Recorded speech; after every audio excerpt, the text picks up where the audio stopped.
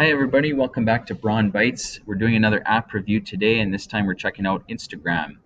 So we're going to go through some of the features of the app, the platform itself. We'll look at some pros and cons, check out the terms of service, and I'll give you my overall thoughts and impressions about the use of this app, especially when thinking of educational opportunities. So I'll take you through some basic facts about the app, first of all. So this is quite a popular social networking app, although they're trying recently to keep head and shoulders with Snapchat and other newer ones that are coming out. But 700 million active users, bought by Facebook in 2012 for 1 billion. And I'll take you through some of the basic features of the app.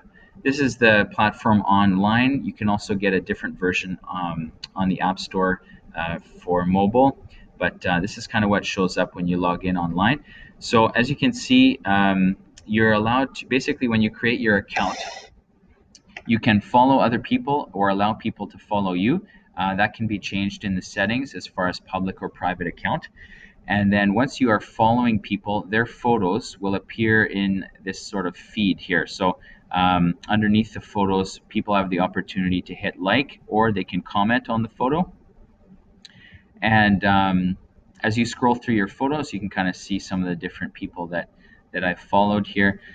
This might be one application in an educational setting, is to follow some people that might be sort of either based on science or math or one of your subject areas, to use as discussion starters or writing prompts for the kids in the class.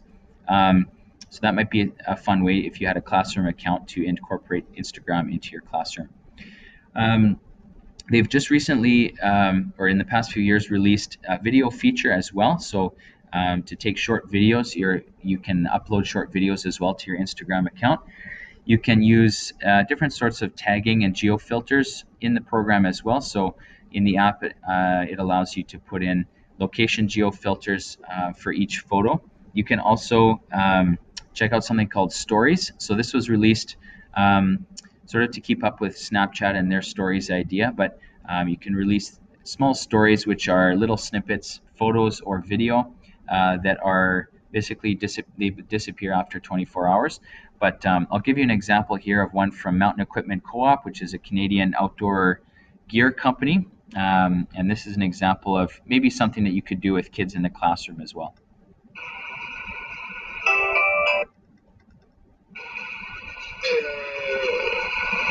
Also, clean your damn bike day. So you can sort of see, you can add different texts and captions to your photos or your video as well.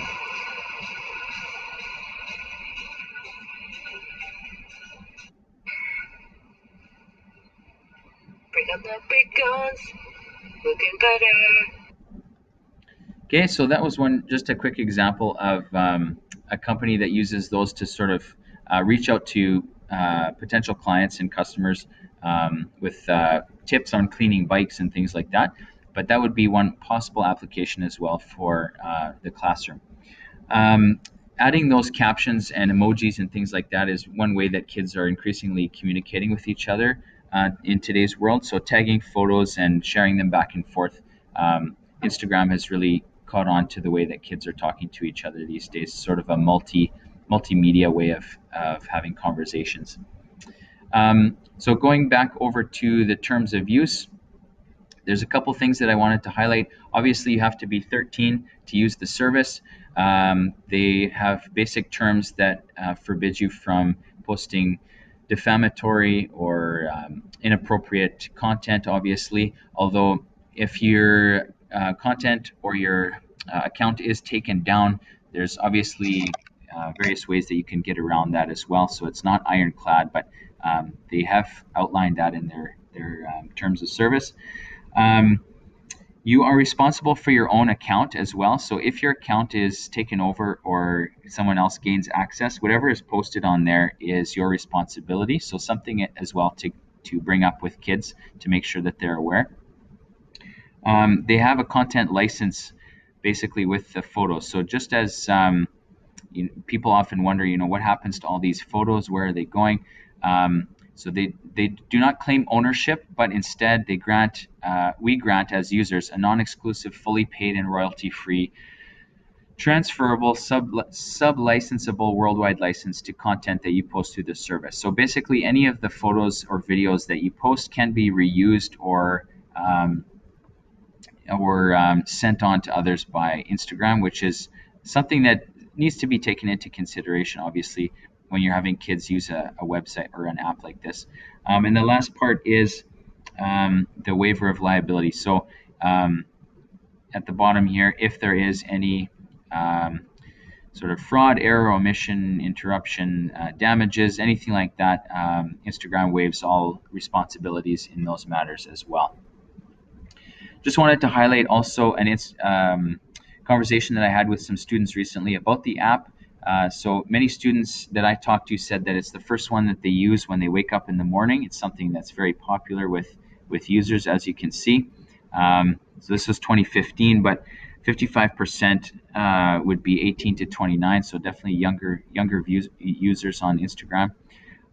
Many students also use something called a spam account or a Finsta account.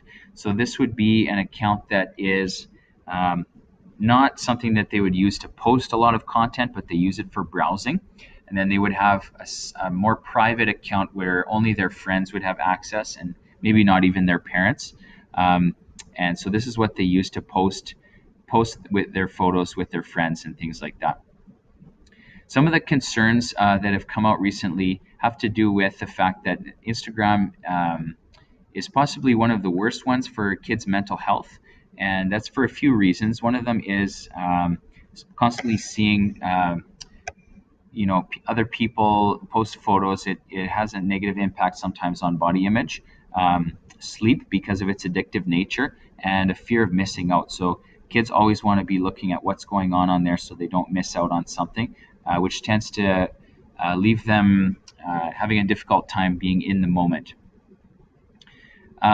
It also possibly can affect things like self-image, and they're very image-focused along with Snapchat. So potential harms from heavy use of social media may cause issues for youth down the road, and something to keep an eye on as well.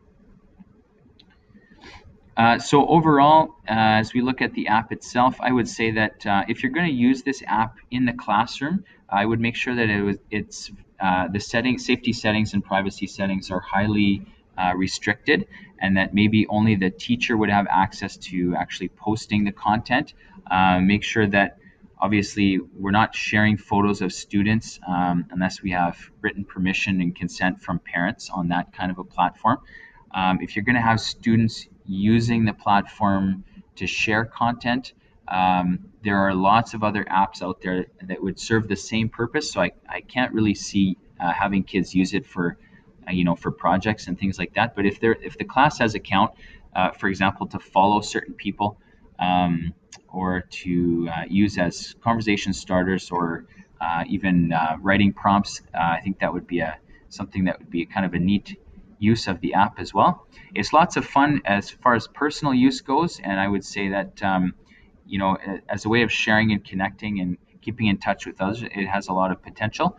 And as they release more filters and more fun stuff coming up, it should be interesting to see how they keep up with people like Snapchat as well.